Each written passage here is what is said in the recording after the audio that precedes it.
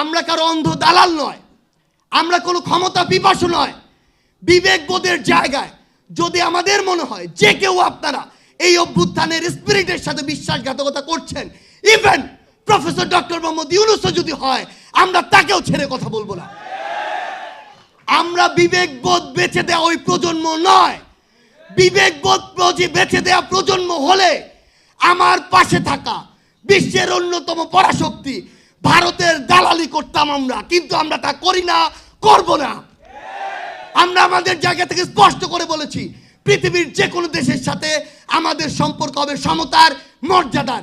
কেউ বিন্দুমাত্র ডমিনেন্স করার চেষ্টা করলে তার সাথে চোখ রাঙিয়ে কথা হবে, বুলেটের সামনে বুক পেতে দেওয়া হবে। আমরা কোনোদিনও এই গণহত্যার জন্য পুরো বাংলাদেশ পুলিশ প্রতিষ্ঠানটিকে দায়ী করব না, কিন্তু যারা এই হত্যাকাণ্ডের সাথে সরাসরি জড়িত ছিল তাদেরকে আমরা বিন্দুমাত্র ছাড় দিব না। পরিচয় তার যেই হোক, হোক পুলিশ, হোক আর্মি, হোক বিজেপি, হোক যুবলীগ, ছাত্রলীগ, আওয়ামী লীগ, পরিচয় যেই হোক, এই পরিচয়গুলো আমাদের কাছে মুখ্য নয়। তার বিরুদ্ধে যদি ভিডিও, তার বিরুদ্ধে যদি ছবির সরাসরি ডকুমেন্টের পরিচয়গুলো থাকে, তার একমাত্র পরিচয় আমাদের কাছে সে একজন খুনি, সে একজন হত্যাকারী। স্পষ্ট কথা, তাদের এই হত্যার, এই খুনের বিচার হতে হবে। 2024-এর অভ্যুত্থানের সাথে যারা জড়িত ছিল, এই অভ্যুত্থানে যারা শহীদ হয়েছে, তাদের এই হত্যা মামলাগুলোর জন্য কারো লাশ উত্তোলন করা যাবে না।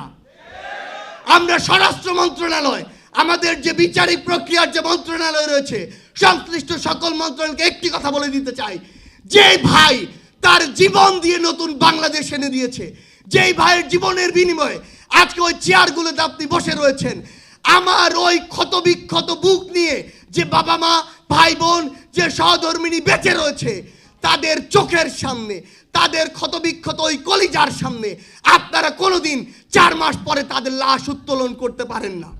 আমরা আমাদের জায়গা থেকে স্পষ্ট করে একটি কথা বলি, যারা এই গণহত্যার সাথে জড়িত ছিল, এই গণহত্যার সাথে জড়িত খুনি শেখ হাসিনা ও তার দোসর, হোক আওয়ামী লীগের, হোক যুবলীগের, হোক ছাত্রলীগের, তাদের যে দৃষ্টান্তমূলক শাস্তি, এই শাস্তি এই বাংলাদেশে নিশ্চিত করতে হবে। একই সাথে বাংলাদেশ পুলিশের যে সকল সদস্য এই গণহত্যার সাথে জড়িত ছিল, তাদের বিচারিক প্রক্রিয়ায় যারা আপনারা জড়িত ছিলেন না, আপনারা যদি সহযোগিতা না করেন, আপনারা যদি সেই মামলাগুলো সর্বশেষ রায় পর্যন্ত যাওয়ার জন্য সহযোগিতা না করেন, মনে রাখবেন তারা প্রত্যক্ষভাবে ওই খুনের সাথে জড়িত, আপনারা পরোক্ষভাবে ওই খুনের সাথে জড়িত হয়ে যাচ্ছেন।